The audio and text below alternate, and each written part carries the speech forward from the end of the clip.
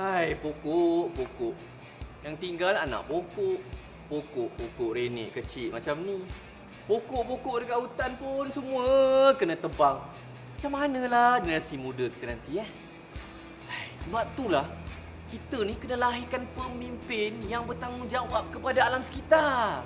Tapi macam mana nasib baik saya kenal Cikgu G. Jom kita saksikan Profil Guru.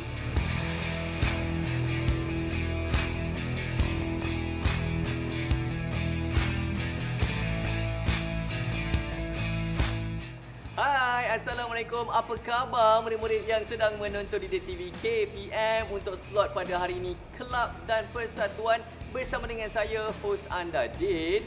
Dan hari ini saya bersama dengan Cikgu S. Ganesan. Apa khabar Cikgu? Khabar baik. Cikgu, selamat datang Terima ke kasih. set penggambaran kita pada hari ini. Hari ini Cikgu kita ada misi yang besar untuk bagi penerangan berkenaan dengan Kelab Duta dan Rimba. Betul Cikgu? Ya, betul. Kelab Duta Rimba dan mungkin murid-murid ataupun mungkin ada ibu bapa yang sedang menonton ketika ini. Duta Rimba macam pernah dengar. Macam tak pernah dengar. Sebab itulah kita bawa Cikgu S. Ganesan ataupun Cikgu G sebenarnya nama glamour Cikgu Ya. Cikgu G. Cikgu G boleh tak ceritakan sikit sebenarnya mungkin sedikitlah sejarah penubuhan Kelab Duta Rimba ni Cikgu? Boleh. Sebenarnya Kelab Duta Rimba ni adalah dimulakan dengan nama program yang kita panggil dia program Jungle Ambassador. Jadi selepas beberapa kawan-kawan lain berpindah ke sekolah, kami bercadang untuk menubuhkan kelab di bawah Kelab Duta Rimba untuk melaksanakan beberapa aktiviti yang berteraskan kepada murid sekolah. Jadi bermula daripada 2015 kita telah berdaftar di bawah ROS untuk membuat pendaftaran dan sebagainya. Okey, itu dia. Tapi kan Cikgu nak tahu juga, saya tertanya, penubuhan Kelab Duta Rimba ni sebenarnya untuk kita menjaga hutan ke, rimba kita ke, ataupun macam mana Cikgu? Apa sebenarnya tujuan penubuhan kelab ni? Baik, sebenarnya tujuannya ada dua perkara yang penting. Yang pertama ialah untuk mewujudkan kesedaran kepada anak murid, dan yang kedua ialah melatih murid-murid supaya mereka mendapat melaksanakan aktiviti yang berteraskan alam sekitar di peringkat tempatan dan juga di peringkat antarabangsa dengan berteraskan elemen teknologi dan juga alam sekitar. Wow, yelah sekarang ni dunia digital teknologi kenalah ada elemen teknologi diserapkan untuk kita menjaga alam sekitar kita, dan sangat-sangat menarik tujuan penubuhan Kelab Duta Rimba ni. Tapi kan Cikgu, setiap apa penubuhan sekalipun kan mesti ada visi, ada misinya. Apa pula sebenarnya misi dan visi penubuhan Kelab Duta Rimba ni Cikgu? Mungkin boleh kongsikan. Baik, setelah kami berbincang, kami dapati kami telah memilih misi dan visi untuk Kelab Duta Rimba. Yang mana di antara misinya ialah untuk melatih golongan muda yang berumur 7 hingga 17 tahun mengenai tentang kemahiran kepimpinan dan organisasi serta kepentingan pemeliharaan rangkaian alam semula jadi. Itu misinya. Baik. Kalau kita lihat kepada visinya ialah untuk mendidik dan membangunkan golongan muda untuk menjadi pemimpin yang berkualiti. Ini bertentang dengan teras pendidikan kita dan bertanggungjawab dalam membangunkan alam sekitar yang mampan. Saya ingin teraskan iaitu mampan. Itu yang paling penting. Baik, alam sekitar yang mampan, itu dia tujuan, misi dan juga visi. Ya. Mungkin Cikgu, saya tengok ni ada murid-murid yang macam dah berminat nak menjadi ahli Kelab Duta Rimba ni. Mungkin Cikgu boleh kongsikan macam mana nak menjadi ahli Kelab Duta Rimba ni Cikgu? Baik, sangat mudah. Berdasarkan kepada kami pun kelab yang berteraskan kepada teknologi. Jadi kami telah mengambil keputusan untuk pendaftaran dibuat melalui online saja. Iaitu dengan pergi ke layari www.jungleambassador.org dan kena pastikan hanya ibu bapa saja yang boleh mendaftarkan kerana anak-anak di bawah 18 tahun perlu mendapat kebenaran ibu bapa. Okey. Walaupun ada murid-murid yang mungkin sekarang ni sedang menonton boleh pakai internet komputer sendiri, tetap juga cikgu kan? Dari Boleh. ibu bapa. Boleh. Tetapi tunggu sehingga bulan 1 April baru kita akan mulakan pendaftaran bagi tahun 2023. Dan untuk makluman, kalau ibu bapa yang masih kurang mahir tentang teknologi boleh meminta bantuan melalui pihak sekolah. Pihak sekolah boleh mendaftarkan bagi pihak ibu bapa dengan mengisi borang kebenaran ibu bapa. Okey, tak menjadi masalah. Ya. Maksudnya murid-murid kalau ibu bapa tak boleh tolong isikan, bolehlah ibu bapa merujuk kepada pihak sekolah. Tapi kan cikgu, saya tertarik dengan apa ni cikgu di hadapan saya ni. Baik. Bagi murid yang berjaya ataupun berminat ataupun mendapat kad keahlian, kita akan berikan mereka digital card, iaitu mereka ada nama, kita ada ID number yang tersendiri yang dimiliki hanya kepada murid tersebut. Okey. Dan kita ada validnya selama 1 tahun. Dan kita ada school code ataupun kod sekolah supaya kita kenal pasti murid ni datang daripada sekolah mana. Dan disertakan dengan nama sekolah sekali. Dan tambahan kita ada barcode. Jika kita ada aktiviti di luar bilik darjah ataupun aktiviti di luar, kita akan gunakan barcode ini untuk mengambil kedatangan ataupun kita masukkan elemen pemarkahan dengan menggunakan barcode. Okey, imbas je barcode, mudah. Imbas saja. Ini untuk murid, untuk guru cikgu. Untuk guru sebenarnya kita membuka kepada sukarelawan. Okey. Jadi kadang-kadang guru-guru tidak ada banyak masa untuk menjadi ahli dan tergiat. Tetapi kita memberi peluang untuk menyertai sebagai sukarelawan dalam Kelab Duta Rimba dengan membuat pendaftaran melalui jungleambassador.org. Akan mendapat kad yang begini rupanya. Okey. Kad digital dengan cikgu kan? Kad digital. Kad digital macam ni lah rupanya ya, murid-murid, untuk guru ataupun sukarelawan je Ya. Kalau macam saya nak masuk cikgu. Boleh. Jadilah sukarelawan. Kalau saya mendaftar, saya pun mendapat juga Ya, kad ini. betul. Wah. Tetapi mesti 18 tahun ke atas. Okey, mesti 18 tahun ke atas. Sekali lagi adik-adik murid-murid yang berumur 7 hingga 17 tahun, maksudnya darjah 1 cikgu Darjah 1 ya. sehingga tingkatan 5. 5. Ya. Oh, baik. Jadi kalau selepas 17 tahun mereka berminat, boleh daftar menjadi sukarelawan. 18 tahun ke atas. Baik, tapi kan cikgu, saya tertanya-tanya juga, sebenarnya kelab Duta Rimba ni memang dah ada di setiap sekolah ke ataupun macam mana cikgu? Baik, setakat ini belum lagi secara resmi diwujudkan dalam PJSK. Tetapi aktiviti yang kami rancang adalah melalui kelulusan KPM, Kementerian Pendidikan Malaysia, yang mana murid yang menyertai layak untuk mendapat markah PJSK dengan menepati syarat-syarat yang ditetapkan. Okey, maksudnya kelab ni akan dijemput ke sekolah cikgu Ya. Wow, maksudnya ada banyaklah aktiviti-aktiviti nanti yang berkenaan dengan alam sekitar dibuat di sekolah menerusi kelab Duta Rimba. Duta Rimba. So maksudnya walaupun murid-murid tu nanti ada contoh persatuan unit uniform pengakap ke di sekolah ataupun dia menggunakan sautan bulan sabit merah pun boleh juga cikgu. Boleh. Kita buka kepada semua untuk dan aktivitinya bukan hanya berlaku di sekolah tetapi juga berlaku di rumah. Nanti kita akan tengokkan apakah aktiviti yang boleh dibuat di rumah. Okey, sebenarnya ada banyak aktiviti yang Cikgu dah kongsikan kepada saya tadi yang akan murid-murid ataupun para sukarelawan buat di bawah kelab Duta Rimba ni, bukan sekadar di sekolah, di peringkat tempatan tetapi juga di peringkat antarabangsa. Tadi seronok saya bercerita dengan Cikgu Ji yang dia dah pergi ke luar Malaysia atas nama ahli kelab Duta Rimba ni. Baik, kita akan berhenti rehat dulu. Kita akan sambung selepas ini. Terus menonton Didik TV KPM.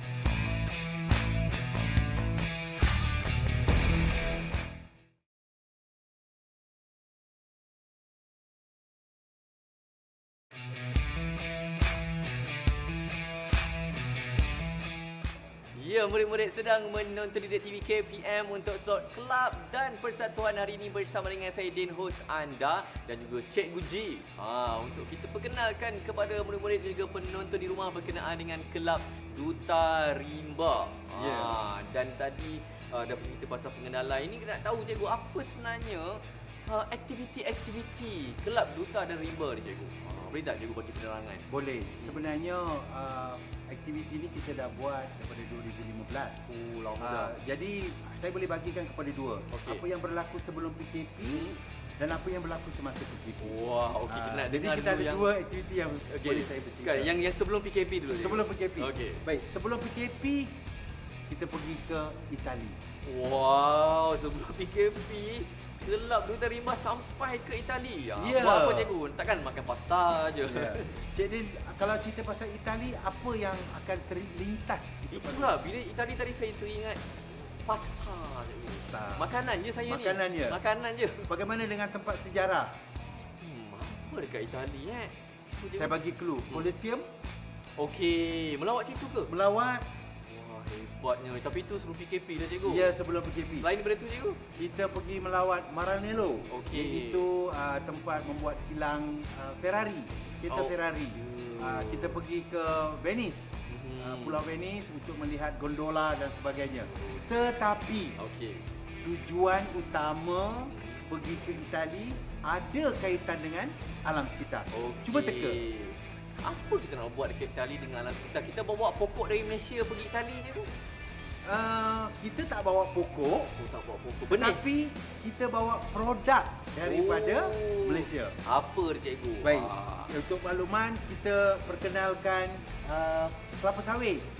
Kita kenalkan kelapa sawit. Ini adalah biji sawit yang mana kita memberitahu kepada di Itali, di sekolah-sekolah sana, bahawa biji sawit ini adalah makanan yang berkhasiat. Okey. Makanan yang memberi tenaga, makanan yang sangat berkhasiat untuk siapa yang menggunakan minyak masakan lah. sawit untuk masakan. Dan tak silap saya di Itali Nutella pun menggunakan minyak sawit sebagai produk di sekali. Baik. Okey. Baik, ini adalah minyak sawit yang kami memperkenalkan di Itali. Wah. Itu tanya tadi apa yang kami bawa. Ya. Sekarang saya nak cerita apa yang kita belajar di Itali. Apa dia cikgu? Kan apa? Take away lah orang kata. Baik.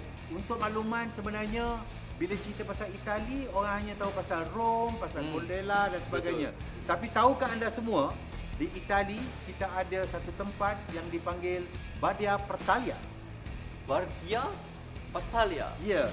Apa tu? Istimewa tempat ini ialah dia terletak di satu pergunungan yang mana 1000 tahun dahulu kawasan pergunungan ini telah pokok-pokoknya telah ditebang. Dibotakkan kawasan Sebab tu. masa zaman Renaissance mereka menggunakan kayu balak untuk membuat kapal Okey. dan untuk membuat gereja dan sebagainya. Okey. Jadi semua pokok-pokok telah pun ditebang.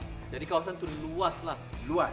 Tetapi apa yang berlaku ialah apabila mereka menimbul kesedaran, mereka telah menanam semula pokok Okey. di kawasan pergunungan. Setiap batang pokok yang ditanam adalah ditanam oleh manusia yang mengambil masa 1000 tahun untuk mendapatkan balik persekitaran.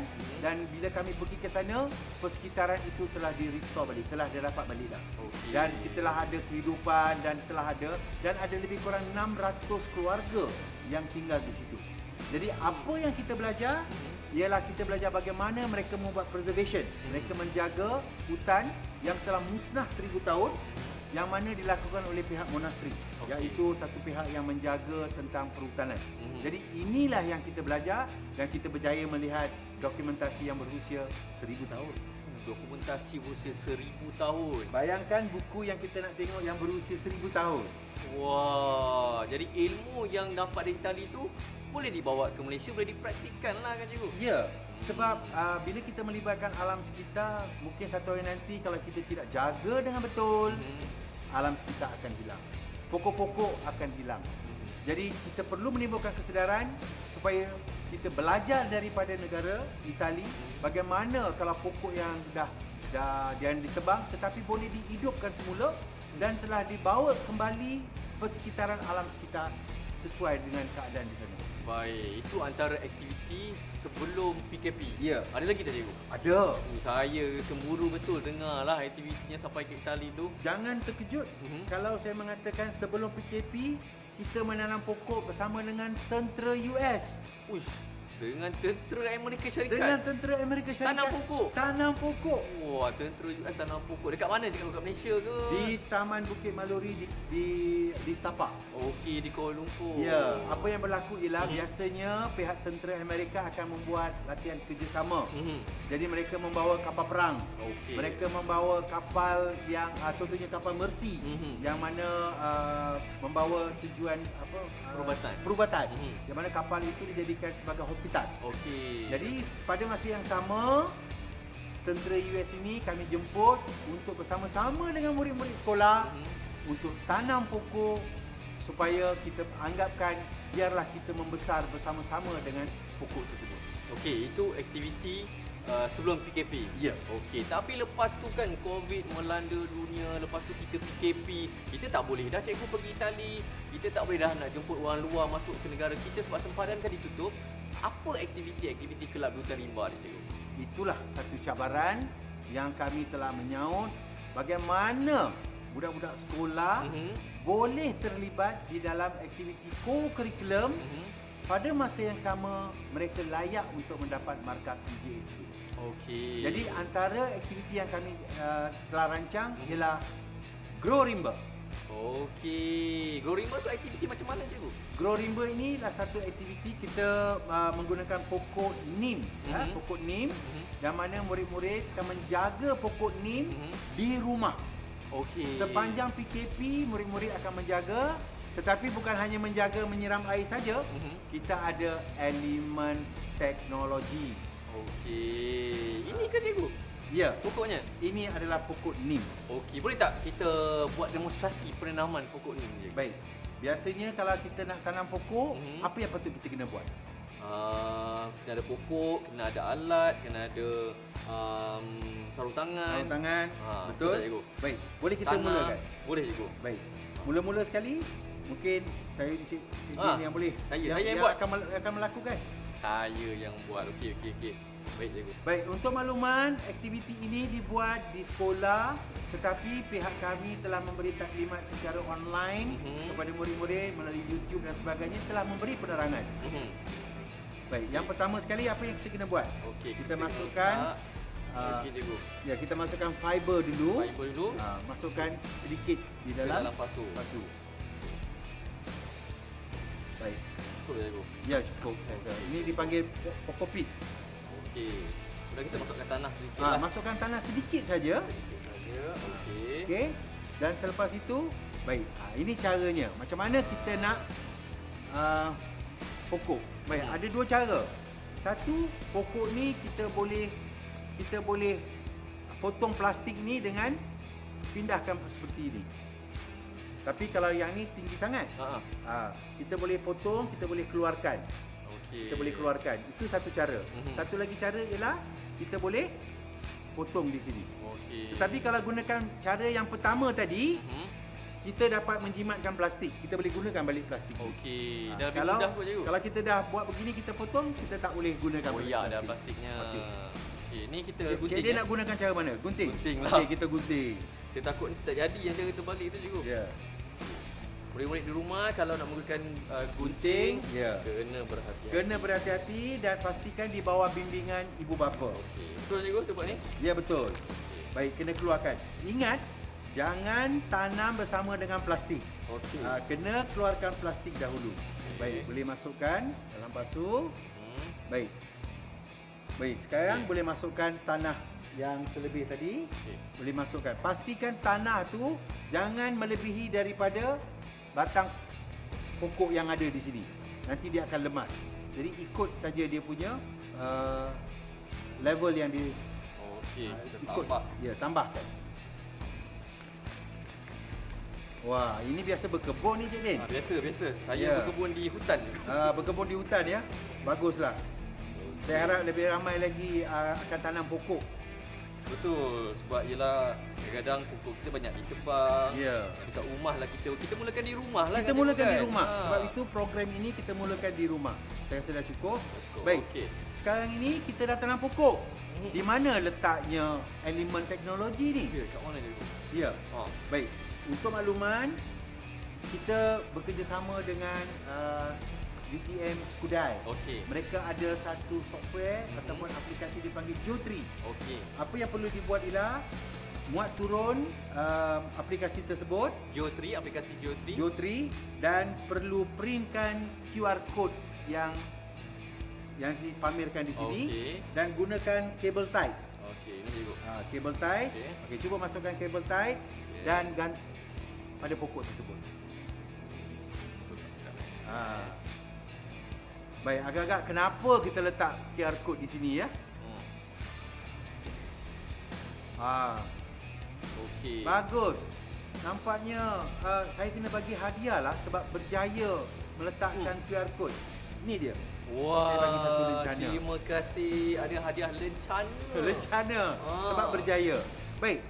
Bagaimana QR code digunakan ialah gunakan aplikasi Jotri, hanya perlu scan dan perlu update mengenai maklumat pokok tersebut. Okey. Contoh, Maksudnya cikgu ambil telefon kita Ya. yang dah dimuat turun aplikasi Jotri. Jotri. Kemudian scan scan dan kita masukkan maklumat nama pokok, nama pokok, kita masukkan berapa tinggi pokok berapa tinggi pokok dan okey. sebagainya. Apa yang Okey. kita buat ialah setiap pagi murid-murid akan siram air. Bila siram air di aplikasi tersebut perlu update siram air. Bagus. Okey. Bagus kita dah siram air. Jadi semua aktiviti penjagaan pokok ni juga kita letakkan. Letakkan dan pelaporan perlu dibuat melalui apps Jotri, iaitu merumput, membaja dan sebagainya. Baik, itu dia sangat-sangat menarik aktiviti yang cikgu kongsikan. Ya. Sebelum PKP dan juga selepas PKP, waktu PKP ni kan cikgu kan? Ya, waktu PKP. Waktu PKP. Dan berlaku di rumah. di rumah. Di rumah. Baik. Dan masih lagi boleh mendapat markah PAJSK daripada kementerian. Baik murid-murid, mesti ada yang nak pergi tanya ibu bapa ada tak pokok untuk ditanam di rumah. Kita berhenti rehat dulu, terus menonton Didik TV KTM.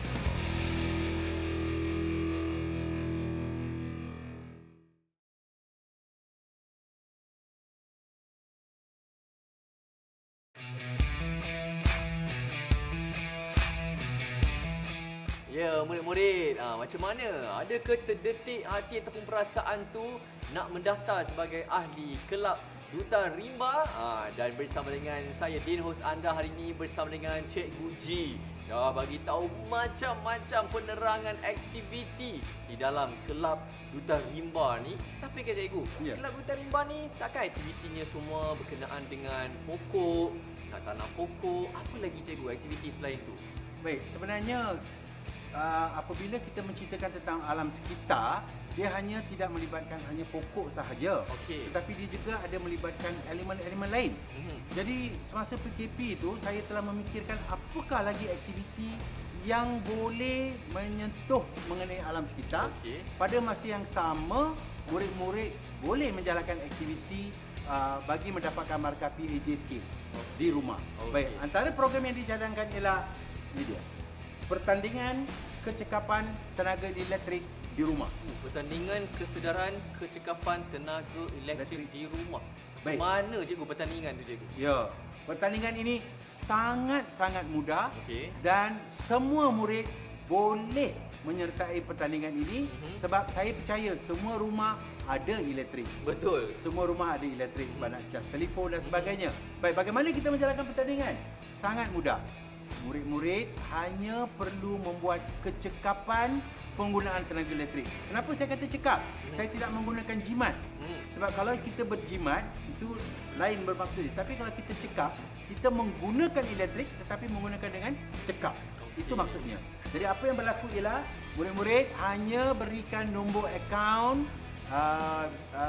elektrik di rumah dan kena masukkan bil elektrik, nyatakan berapakah kilowatt yang digunakan. Okey. Jadi mereka masukkan pada bulan April, pada bulan Mei, pada bulan Jun, Julai, Ogos dan September. Okey. Baik, apabila kita kutip saja data-data, pada masa itu kita akan tengok berapa banyak pengurangan yang telah dibuat oleh peserta tersebut daripada bulan April sehingga ke bulan September. Oh, maksudnya kena ada nampak penurunan, cikgu? Ya, sekurang-kurangnya 10%. Okey. Baru kita boleh dianggap sebagai masuk dalam kategori pemenang. Dan untuk makluman, program ini adalah mendapat sedikit tajaan daripada TNB di mana mereka telah memberi penyumbang pada hadiah kepada pemenang-pemenang. Dan bukan saja mendapat sijil untuk penyertaan dan sijil pencapaian, tapi juga boleh mendapat hadiah. Ini antara aktiviti yang dijalankan semasa PKIT. Okey. Jadi kita dah ada pemenang dah pula kan, cikgu? Dah ada. Rasa macam nak buat lagi lah sebab saya pun nak juga turut serta dengan pertandingan yang sangat-sangat menarik ni. Rupanya dari segi penjimatan tenaga elektrik pun kita boleh menjaga alam sekitar juga. Ya, sebab setiap penggunaan elektrik dia akan menyumbang kepada karbon di dalam atmosfera kita. Jadi kalau kita pandai cekap menggunakan tenaga elektrik, maka kita sebenarnya membantu untuk mengurangkan karbon di atmosfera kita. Baik, itu antara contoh aktiviti semasa PKP. Dan ada lagi tak, cikgu? Selain daripada pertandingan ni, aktiviti-aktiviti dalam Kelab Duta Rimba ni? Ada. Seperti saya kata tadi, bila menyentuh alam sekitar, dia hanya tidak melihat kepada pokok sahaja. Pokok sahaja. Dia juga melibatkan tenaga elektrik dan satu lagi ialah mengenai pemakanan yang sihat. Pemakanan pun ada kena-mengena, cikgu, dengan alam sekitar? Ya, sebab apabila kita makan dengan makanan yang betul, dengan cara yang betul, sebenarnya kita menjaga kesihatan kita. Pada masa yang sama juga, pemakanan yang betul kita mengurangkan makanan supaya tidak membazir. Okey, sebab ramai ni murid-murid yang membazir, ambil makan suka hati, lepas tu tak habis, buang mengatakan tu. Okey, tambahan pula kita ada pertandingan ini, kita masukkan elemen-elemen suku-suku separuh. Okey. Mungkin pernah dengar apa itu suku-suku separuh. Jadi program ini adalah di bawah bantuan kita mendapat hikmat nasihat daripada Kementerian Kesihatan yang mana mereka memberi maklumat tentang penjagaan pemakanan yang sihat. Sebenarnya bila melibatkan alam sekitar bukan hanya kepada pokok saja, tetapi dengan diri kita sendiri. Jadi menarik. Saya percaya semua orang pernah dengar apa itu suku-suku separuh. Ya, cikgu. Mungkin saya boleh uji Cik Din. Boleh tak saya nak tahu setakat mana Cik Din faham mengenai suku-suku separuh? Suku-suku separuh tu, cikgu, yang pembahagian dalam pinggan makanan kita. Ya. Selalu kita letak nasi yang separuh. Tapi pembahagian tu sebenarnya yang separuh tu ialah macam kayu sayuran, buah-buahan. Suku tu pula macam protein dan juga nasi, karbohidrat. Ya. Tetapi ini adalah cara pemakanan yang disarankan oleh pihak Kementerian Kesihatan, iaitu suku-suku separuh. Jadi saya rasa untuk penerangan lebih lanjut tentang suku-suku separuh ni, boleh tak kalau saya suruh Cik Din buat satu aktiviti? Boleh, cikgu. Saya nak tengok macam mana, betul ke tidak yang dimaksudkan suku-suku separuh. Okey. Apa yang separuh, apa yang suku? Baik, ini adalah contoh makanan je kan. Saya akan lekatkan di pinggan suku separuh. Okey, mari saya tengok ada. Baik, kita tengok ikan, ada buah, ada sayur. Okey, jap. Jadi saya akan lekatkan sayur dekat pinggan separuh buah. Okey, lagi. Ada apple. Banyak juga, cikgu kan? Makanan cikgu bawa. Adakah anda pasti? Sekejap, cikgu. Saya boleh ubah cikgu kan? Boleh. Okey. Letak dulu lah. Ini apa ni, cikgu? Ayam kan, cikgu? Ayam. Ayam. Letak kat sini lah. Okey. Sekejap. Oh, bagus, Din. Cepat. Okay. Murid yang cekap.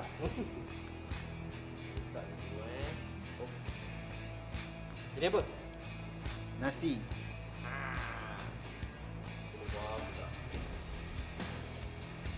Ya. Betul tak, cikgu? Baik, kita tanya murid-murid. Betul ke apa yang diletakkan pada suku-suku separuh?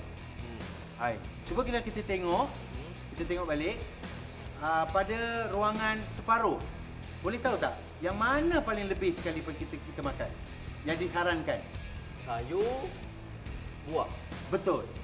Itu adalah saranan supaya lebihkan makan sayur-sayuran dan juga buah-buahan. Bagaimana dengan suku-suku? Suku untuk sumber protein, karbohidrat, separuh.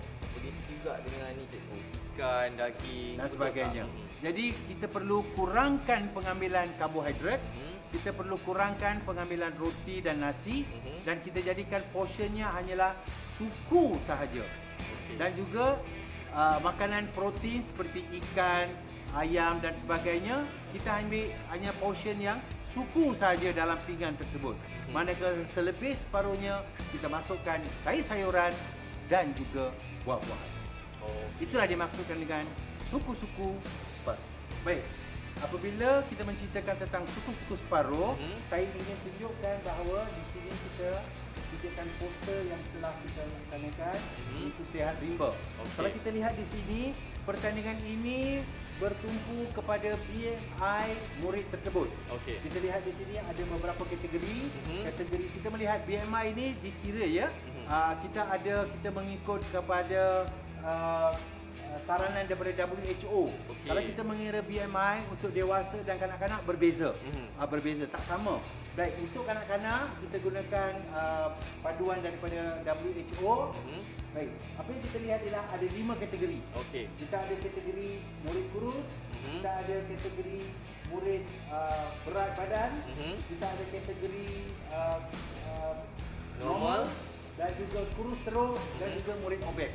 Ini adalah kategori. Baik, murid hanya perlu mengira BMI dan kita akan kategorikan dia duduk di dalam kategori mana. Okey. Dan pada bulan Oktober, kita akan lihat balik adakah dia masih lagi dalam kategori yang sama, adakah dia telah meningkat, Okey. ataupun dia telah daripada kurus telah menjadi gemuk, ataupun daripada gemuk menjadi kurus. Okey. Jadi murid yang berjaya mendapat BMI yang normal, kita anggap dia termasuk dalam kategori calon pemenang. Okey, maksudnya misi ni adalah untuk murid-murid mendapatkan BMI normal. Ya. Maksudnya daripada BMI murid obes tu pergi ke normal, Ya. yang kurus teruk tu pergi kepada normal. Baik, bagaimana ialah yang disarankan dengan suku-suku separuh. Kalau dia mendapat BMI yang tidak baik, amalan suku-suku separuh untuk berbalik kepada yang normal. Wah, satu aktiviti pertandingan yang sangat-sangat menarik. Ya. Saya rasa cikgu patut bagi saranan untuk buat contoh pertandingan tadi. Buat lagi untuk tahun 2023 kan cikgu kan? Ya, Mungkin itu boleh diusulkan. termasuk dalam kami punya perancangan. Dalam Baik. perancangan, kita harap kalau tiada apa-apa halangan, mungkin kita akan laksanakan program tersebut. Dan untuk makluman, benda ini terbuka kepada semua murid tahun 4 sehingga tingkatan ini. Ya, jadi murid-murid boleh bersedia dah. Tapi sekarang ni kita nak berehat seketika, terus bersama dengan kami di Didik TV KPM.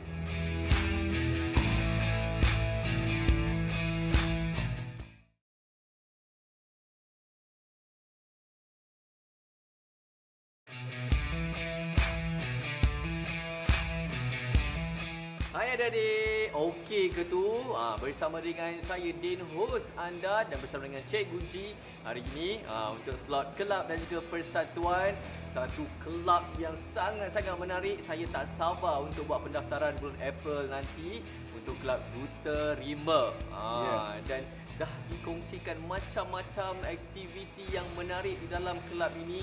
Tapi mungkin ada di antara murid-murid yang mungkin tak dapat lagi cikgu. Apa sebenarnya faedah apabila kita menyertai kelab Duta Rimba ni? Mungkin Cikgu G boleh bagi penerangan sikit. Pertama sekali saya nak beritahu, Cik Din tak boleh masuk. Tak boleh masuk? Sebab dia hanya kepada murid yang bawah 18 tahun. Alah. Kalau Cik Din umur 17 tahun boleh masuk. Tapi dah terlajak. Dah terlajak. Okey, baik. Tapi tak apa, Cik Din boleh masuk sebagai sukarelawan. Saya nak masuk sebagai sukarelawan. Sebab dia akan membantu anak-anak itu juga. Jadi murid-murid nanti bila saya dah jadi sukarelawan, kita berjumpa di dalam kelab. Ya. Ada peluang untuk berkhidmat. Baik. Baik. menyentuh kepada faedah. Kalau kita tengok apakah faedah-faedah yang kita dapat daripada aktiviti-aktiviti yang kita buat. Ya, cikgu. Yang pertama saya beritahu, kalau contohnya kita membuat lawatan ke Itali. Saya lebih suka menggunakan perkataan melawat sambil belajar. Okey. Yang mana kita diterangkan tentang persekitaran di luar negara, kita diterangkan tentang cara-cara mereka menjaga hutan dan sebagainya. Pada masa yang sama juga kita membawa faedah kepada negara. Contoh, kita membawa tentang buah kelapa sawit, biji sawit, minyak sawit dan sebagainya. Kita memperkenalkan. Seperti saya kata tadi, penduduk yang 600 orang belum pernah, tidak tahu di mana adanya Malaysia. Tetapi dengan kehadiran kami di sana, mereka telah melihat di peta, oh di sini adanya di Malaysia. Itu yang kita dapat perkenalkan. Walaupun satu yang sedikit, tetapi sekurang-kurangnya mereka tahu di mana Malaysia itu berada. Kenal Malaysia. Ya, Okey. kenal Malaysia. Dan seterusnya faedah kepada negara ialah kita menggalakkan pelancong-pelancong daripada Itali.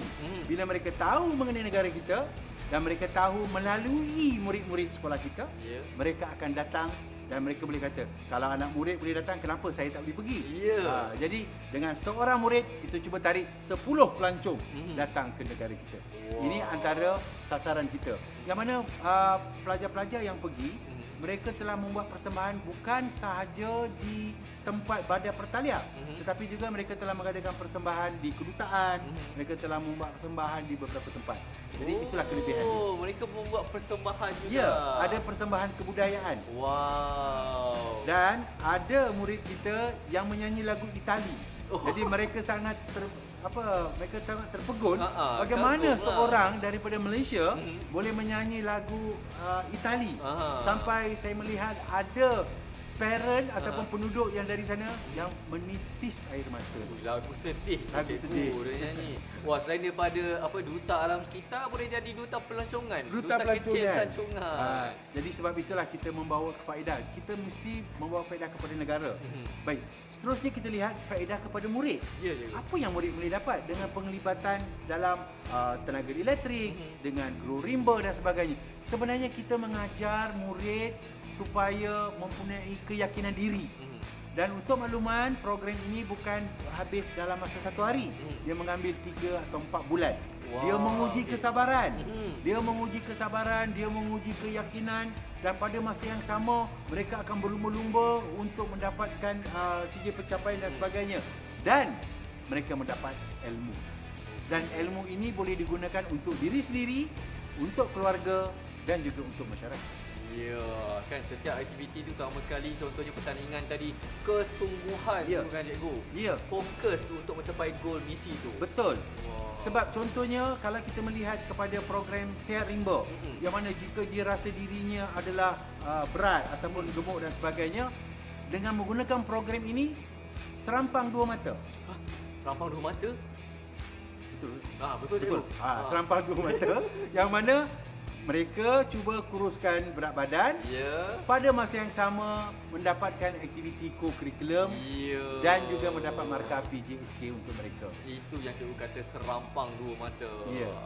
Terkejut saya dengar cikgu terkejut. Sambil menyelam minum air. Sambil menyelam minum air. Kan kadang-kadang kita tak perasan pun sebenarnya aktiviti itu memberi manfaat 2 dalam 1.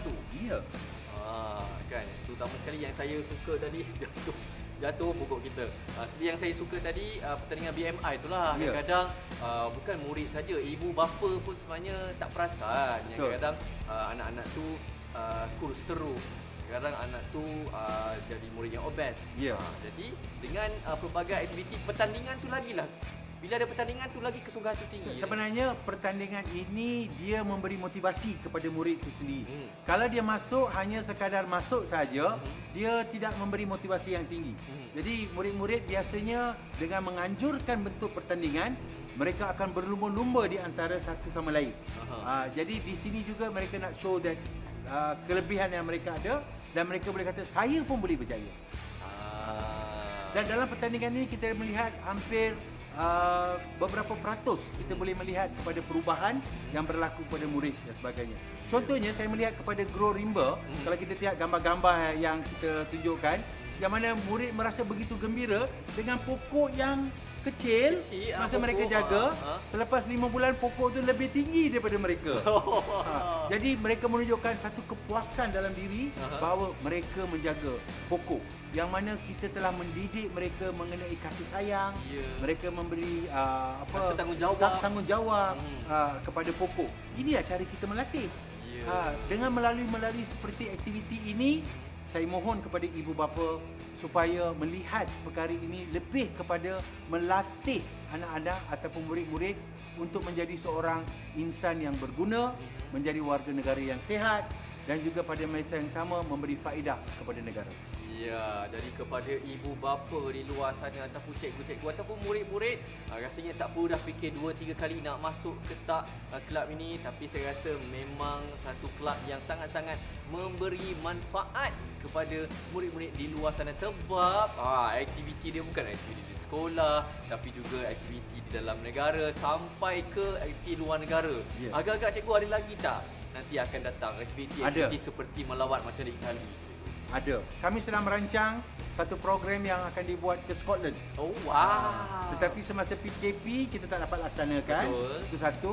Yang kedua, kita ada lagi satu program yang disarankan, iaitu melawat ke Amerika Syarikat bersama dengan US Navy. Kita telah mendapat sokongan daripada pihak kedutaan juga supaya kita membuat program kepimpinan. Ingat tak saya kata tadi kepimpinan? Ya. Di situ tentera Amerika, Navy di sana bersetuju untuk mengadakan 3 hari program untuk menjalankan kepimpinan. Dan pada masa yang sama kita akan melawat beberapa tempat di New York dan juga di beberapa tempat kawasan yang melibatkan tentang alam sekitar. Baik, itu di luar negara cikgu. Kalau di dalam negara cikgu mungkin pergi ke kalau di dalam negara yang setakat ini, kalau kita tidak ada penghalangan dengan PKP dengan syarat-syarat yang tertentu, kita ada beberapa program. Contohnya kita nak bersarankan program Kenali Malaysia Melalui Hutan. Okey. Jadi kita nak perkenalkan sebab ramai lagi anak-anak kita yang masih belum kenal dan fungsi hutan itu sendiri. Di Malaysia kita ada banyak lagi hutan. Kita ada hutan taman negara, dan kita ada gua, kita ada macam-macam lagi tempat yang masih belum dikenali oleh masyarakat tempatan. Kan contohnya kalau macam di Langkawi pun sebenarnya ada banyak lagi tempat menarik selain daripada pantai kan cikgu? Ya, contohnya kita ada kita panggil di Langkawi Kilim. Dia ada tentang gunung yang gunung pasir. Biasanya kalau orang pergi Langkawi mereka naik cable car. Ya. Tapi mereka tahu tak yang kabel naik itu ialah gunung Mak Cincang. Gunung yang diperbuat hasil daripada pasir, bukan daripada batu. Kita nak naik, nak naik tak saja. tahu pun. Dan geografi yang berada di Langkawi berbeza. Jenis tanah dan batu-batuan yang terdapat adalah berbeza dengan tanah besar. Baik. Jadi lain kali pergi ke Langkawi jangan hanya pergi shopping saja. Ada banyak lagi tempat-tempat yang menarik. Itu manfaatnya kalau menyertai kelab Dr. Rimba. Baik cikgu, rumusan ringkas untuk apa yang telah pun kita terangkan kepada penonton murid-murid di luar sana. Baik. Secara rumusannya ialah penglibatan aktiviti adalah satu untuk menyeronokkan murid. Sebenarnya apabila kita mengajar murid, kita mendidik murid, kita kena masukkan elemen-elemen didik dengan berhibur. Dan pada masa yang sama, murid-murid rasa teruja dan juga menggunakan aplikasi teknologi. Ini sangat penting sebab sekarang murid-murid lebih suka bermain video game dan sebagainya. Dan kita jangan menghalang, tetapi kita transferkan energi yang mereka ada, knowledge yang ada mengenai teknologi kepada perkara yang lebih positif. Baik. Itu yang saranan. Terima kasih banyak Cikgu Ji atas penerangan tentang kelab Dr. Rimba ni. Semoga bila sampai waktunya nanti ramai murid-murid mendaftar sebagai ahli. Semoga berjumpa lagi. Terus menonton kelab dan juga persatuan di Didik TV KPM. Bye-bye.